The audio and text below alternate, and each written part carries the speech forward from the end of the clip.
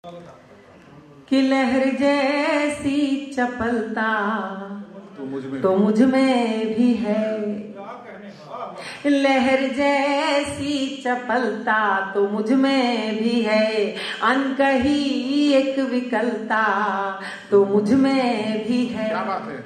मैं नदी हूँ किनारों में सिमटी मगर, मैं नदी हूँ किनारों में सिमटी मगर, एक समंदर मचलता तो मुझ में भी है, एक समंदर मचलता।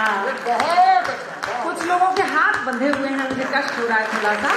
मेरी अगली पंक्तियां मैं सच कहती हूँ, मैं सच कहती हूँ कि मेरे परिवार में और मेरे आसपास की और मेरी जो मेरे मित्रगण हैं वो आश्चर्य करते हैं कि मैं इतनी यात्राओं के बाद भी और इतने उसके बाद भी कैसे ऊर्जा से भरी रह पाती हूँ। तो उसका राज सिर्फ यही है जो मैंने आपसे अभी मांगा। सिर्फ यही राज है। मैं 4 पंक्तियां और पढ़ती हूँ साहब। कुछ अलग ढंग से शायद बात हो गई। मेरे सभी मित्रों ने कहा कि सरिता जी ये मुक्तक बहुत अच्छा हो गया, आप भी सुन लीजिएगा। नदी और स्त्री कि हर किसी की तपन तृष्णगी के लिए, हर किसी की तपन तृष्णगी के लिए, एक नेमत हुई जिंदगी के लिए। हर नदी उम्र भर उसकी खातिर चली, कब समंदर चला है नदी के लिए, कब समंदर चला है नदी के लिए। ये सिर्फ डॉक्टर सरिता शर्मा लिख सकती हैं। मैं दिल से बात कहना चाहता हूँ, या जितने लोग बैठे थे आपको लगा हो बिल्कुल अलग हटके कुछ बात सुनने को मिली हो, तो अलग हटके अब तक की तालियां मिलनी चाहिए। बस प्रथम पंक्ति से आप लिखा, क्या बात है डॉक्टर? बहुत बहुत आभार भाई। अरे वाह, स्वयं बड़े रचनाकार हैं तो दूसरों की रचना का सम्मान करना जानते हैं, बस इतनी सी बात है। वरना मैं कविता नहीं जानती हूँ अभी तक। बस जो मन है और जो मेरा जीवन है उसे मंच पर खड़ी होकर इसे मंदिर मानते हुए एक एक अक्षर एक एक शब्द सच्चा सच्चा बस बोल देती हूँ आपके सामने, और आप उसे कविता कह देते हैं। ये ईश्वर की कृपा और आप सबकी कृपा है। सुनेगा 4 पंक्तियां और कहती हूँ। मेरा मानना है कि विधाता ने स्त्री को प्रेम, दया, समर्पण, ममता, करुणा, वात्सल्य, इन सारी चीजों को मिलाकर स्त्री की रचना की। लेकिन साहब जब वही स्त्री कोई अपराध कर बैठती है, चैनल्स पर देखती हूं कोई ऐसी खबर जिसमें स्त्री कोई क्रूर काम कर बैठती है, तो मन में सवाल उठता है कि क्यों और कैसे।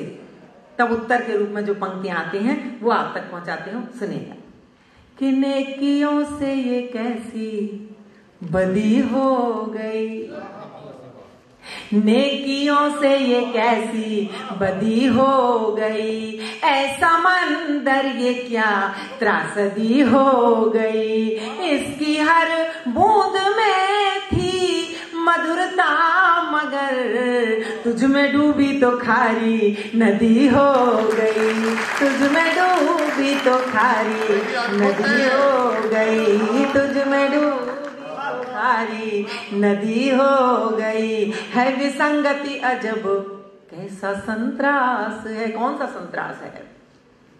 चारों तरफ से एक ध्वनि सुनाई दी। बचपन से 14 बेटियों से भरे पूरे एक परिवार कुटुंब में मैंने जन्म लिया, और एक ध्वनि बिना किसी के कहे सुनाई दी कि तुम लड़कियां, तुम इतनी सारी लड़कियां हमारी दुनिया में कहां से आ गई हो।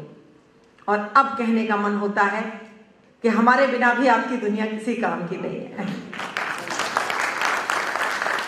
4 पंक्ति कि है विसंगति अजब कैसा संतरास है, हर लहर में मचलती कोई आस है, पानी पानी समंदर मगर फिर भी क्यों एक मीठी नदी की इसे प्यास है, एक मीठी नदी की इसे प्यास है।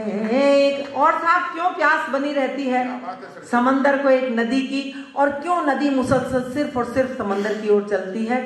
शायद इसलिए कि जहां पर मन मिले अक्सर वो गठबंधन नहीं मिलता, जहां पर मन मिले अक्सर वो गठबंधन नहीं मिलता, किसी को देख के अपनापन भी अपनापन नहीं मिलता, भले ही 7 रंगी चूड़ियां छन छन छनकती हों, कलाई जिसको चाहे बस वही कंगन नहीं मिलता, कलाई जिसको चाहे बस वही कंगन नहीं मिलता। अगर वो कंगन मिल गए होते जो कलाइयों ने चाहे, तो इतनी सारी प्रेम कथाएं, इतने सारे प्रेम गीत शायद लिखने की जरूरत नहीं पड़ती। सुनेगा, 4 पंक्तियां कहती हूँ। जल में पड़ती हुई चांद की परछाई आपने कभी देखी होगी जरूर, वो मंजर याद कीजिएगा।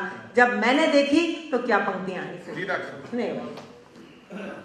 कि चांद ने भेजी पायल नदी के लिए, चांद ने भेजी पायल नदी के लिए, है किनारे भी घायल नदी के लिए, पर नदी तो दीवानी समंदर की है समंदर भी पागल नदी के लिए, है समंदर भी पागल नदी के लिए, है। आप अगर बीच की पंक्तियों में बैठे हुए ऐसे ही बैठे रहेंगे तो मैं अपनी कविताएं अच्छी वाली नहीं सुनाऊंगी आपको, जो ऐसे ही हैं बस वो सुना दूंगी। अगली बात कहती हूँ और उस पर आप सबका साथ चाहती हूँ, सुनिएगा। कि अध खिली रात रानी अधूरी लगी।